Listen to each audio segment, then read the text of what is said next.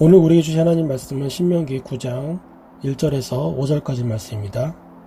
제가 봉독하겠습니다. 이스라엘은 들으십시오. 오늘 당신들이 요단강을 건너가서 당신들보다 강대한 민족들을 쫓아내고 하늘에 닿을 듯이 높은 성벽으로 둘러싸인 큰 성읍들을 차지할 것입니다. 거기에 있는 사람들, 힘이 세고 키가 큰 이 민족은 당신들이 아는 그 아낙 자손입니다. 누가 아낙 자손과 맞설 수 있겠느냐 하는 말을 당신들은 들었을 것입니다. 그러나 당신들이 아시는 대로 오늘 주 당신들의 하나님이 맹렬한 불이 되어 당신들 앞에서 건너가시며 몸소 당신들 앞에서 그들을 멸하셔서 그들이 당신들 앞에 무릎을 꿇게 하실 것입니다. 주님께서 당신들에게 말씀하신 대로 그들을 빨리 몰아내고 멸망시키실 것입니다. 주 당신들의 하나님이 그들을 당신들 앞에서 내쫓으신 다음에 행여 내가 착하기 때문에 주님께서 나를 이끌어들여 이 땅을 차지하게 하셨다고 생각하지 마십시오. 주님께서 이 민족을 당신들 앞에서 내쫓은 것은 그들이 악하기 때문입니다. 당신들이 마음이 착하고 바르기 때문에 당신들이 들어가서 그들의 땅을 차지하도록 하신 것이 아니라 여기에 있는 이 민족들이 악하기 때문에 주 당신들의 하나님이 그들을 당신들 앞에서 내쫓으신 것입니다. 이렇게 하여 주님께서는 당신들의 조상 아브라함과 이삭과 야곱에게 맹세하신 그 말씀을 이루신 것입니다. 아멘.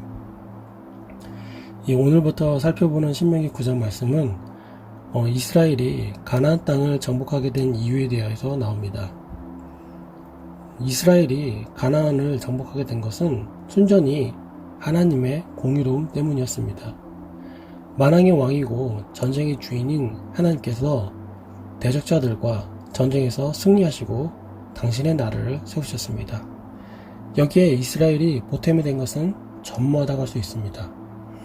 애초에 가나안 족속들은 이스라엘보다 훨씬 더 강한 민족들이었습니다.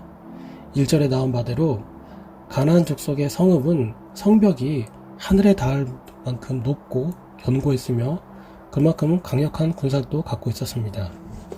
이스라엘이 상대할 적들 가운데 아낙 자손들이 있었는데 아낙 자손도 키가 크고 힘이 세기로 소문이 난 족속이었습니다. 과거 40년 전 이스라엘이 가데스 바니아에서 정탐꾼들의 보고를 받고 아낙 자손이 노아 홍수 이전에 살던 그 거인 족속 네피림의 후손이라며 호들갑을 떨면서 자기들이 아낙 자손의 손에 죽게 만들려고 하나님이 자기들을 여기까지 데려왔다 이렇게 원망한 적이 있습니다. 2절 말씀을 보면은 누가 아낙 자손과 맞설 수 있겠느냐라는 그 말씀이 바로 이 기억을 가리키는 것이라 할 수 있습니다. 이렇게 두려움의 대상이요 난공불락인 가나안 족속이라 할지라도 하나님 앞에서 어떻습니까? 하나님은 맹렬한 불이 되어서 가나안 족속을 치시고 이스라엘 앞에 무릎 꿇도록 하실 거라고 말씀으로 기록하고 있습니다. 전쟁은 하나님의 사역입니다. 전쟁은 이스라엘이 감당해야 할 일이 아니었습니다. 이스라엘은 그저 하나님께서 이루시는 승리를 목격할 뿐이었습니다. 이스라엘은 전쟁의 전리품을 거둘 뿐이었습니다. 이스라엘이 해야 할 일은 그저 하나님을 믿고 의지하는 것입니다. 이스라엘이 관심을 가져야 할 것은 대단한 전략을 짜거나 군사를 모으거나 훈련시키거나 무기를 만들고 전투를 신하는 것이 아니었습니다. 그들이 애굽에서 해방되었고 지금까지 목숨을 부지하며 여기까지 오는 동안 누렸던 하나님의 은혜를 기억하고 그분의 능력이 계속해서 함께 하신다는 것을 굳건히 믿어야 하는 것이었습니다. 사랑하는 여러분, 우리의 전쟁은 대체 무엇입니까? 여러분은 지금 어떠한 싸움을 하고 있습니까? 혹시 내가 하나님을 대신하여 싸우고 있지는 않습니까? 이건 내가 승리하는 싸움이니까. 하나님은 저에게 힘과 능력을 그냥 주세요. 하나님, 제가 이 전쟁에서 승리를 맛보도록 아버지 능력 주세요. 이런 좀 잘못된 생각과 기도를 하고 있지는 않습니까? 전쟁은 온전히 하나님의 것입니다. 우리가 세상에서 살아가며 세상과 맞서 싸워 이겨야 하는 것이 아닙니다. 우리의 인생의 싸움도 오직 주님께서 대신하시며 주님께서 승리하실 것입니다. 지금까지 우리 인생 가운데 행하신 하나님의 은혜를 기억하십시오. 지금도 함께 하시고 앞으로도 함께 하실 하나님의 은혜를 기대하십시오. 그분이 우리를 대신하여 세상과 맞서 싸우고 이기실 것입니다. 우리는 그분의 능력을 바라보고 그 은혜에 감사하며 잠잠히 거할 뿐인 것입니다. 그럼 우리가 모두 되기를 주님의 이름으로 소망합니다. 이어지는 말씀에서 이스라엘이 잊지 말아야 할 중요한 교훈에 대해서도 얘기하고 있습니다. 하나님께서 이스라엘 대신해서 전쟁을 치르시고 이들에게 승리의 기쁨을 누리도록 허락하시는 것은 이스라엘이 그러한 은혜를 누릴 만한 어떠한 이유가 있기 때문이 아니었습니다. 이스라엘은 계속해서 하나님의 은혜를 누림에 있어서 마치 자신이 선하기 때문에, 정의롭기 때문에 그렇다고 여기는 것은 굉장한 착각에 빠지는 것입니다. 앞서 3절에 하나님께서 맹렬한 불이 되어 그들 적들을 무릎 꿇린다고 하셨습니다. 그런데 이 표현은 이스라엘을 향한 표현이기도 했습니다. 하나님께서 이스라엘이 만약에 우상을 숭배하면은 맹렬한 불이 되어 삼키겠다고 경고하신 적이 있습니다.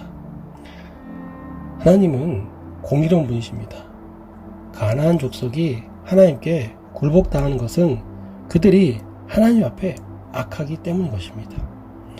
이스라엘이 선택받았고 어여쁨을 받고 선하고 또 이들이 정의로운 민족이기 때문에 하나님께서 가나안을 치신 게 아니라는 말씀입니다. 이스라엘조차도 하나님을 반역하거나 경홀히 대하면은 하나님께서 악인을 대하듯이 이스라엘에게도 동일한 징벌을 내린다고 말씀하십니다. 이 이스라엘이나 가나안 족속이나 하나님 앞에서는 한낱 죄인에 불과합니다. 다만 한 가지 큰 차이가 있지요. 이스라엘에게는 다른 민족에는 없는 하나님의 은혜가 있다는 것입니다. 이스라엘은 그저 은혜를 입은 죄인에 불과할 뿐입니다. 이것은 신실하시고 공의로우신 하나님께서 이스라엘의 조상과 맺은 언약을 영원히 지키실 뿐만 아니라 이스라엘이 더 낫거나 더 뛰어나거나 은혜 받을 만하기 때문에 그 은혜를 주신다는 거 아니라는 거, 그것을 우리가 알고 있어야 하는 것입니다. 사랑하는 여러분, 우리도 동일합니다. 우리는 하나님께 은혜 받을 만해서, 구원 받을 만해서 은혜를 누리거나 구원을 받은 것이 아닙니다. 공의로 하나님께서 우리는 주님을 믿지 않으며 모욕하는 세상의 많은 죄인들과 다를 바 없이 대하실 뿐입니다. 우리에게는 어떠한 선함도 어떠한 의로움도 없습니다. 다만 하나님께서 우리에게 전적인 은혜를 부어주실 뿐입니다. 그리스도 예수의 피값으로 우리의 죄를 다 탕감하시고 하나님을 아버지라 부를 수 있는 자녀가 되는 그러한 권세를 주시고 하나님 나라 백성 삼아 주셨습니다. 내 안에서 절대로 어떠한 선한 것도 발견할 수 없음을 인정하고 모든 것이 하나님의 은혜에 의한 것임을 깨닫고 인정하는 우리 모두가 되기를 주님의 이름으로 소망합니다. 기도하겠습니다. 만왕의 왕이시고 공의로우신 주님, 전쟁은 온전히 하나님의 것입니다. 우리가 세상과 맞서 싸워 이기는 것이 아니라 하나님께서 선사하시는 승리의 기쁨을 누릴 뿐임을 잊지 않기를 원합니다. 무엇보다 우리가 누리는 승리는 오직 하나님께서 베푸시는 은혜 때문임을 주님께 고백합니다. 저에게 그 어떤 선한 것도 능력도 없음을 다시 한번 고백합니다. 오직 주님께서 베푸시는 그 은혜에 감사드리며 오늘 하루도 이 은혜 가운데 담대히 살아갈 수 있도록 아버지 주께서 부디 함께하여 주시옵소서. 감사드립니다. 아멘.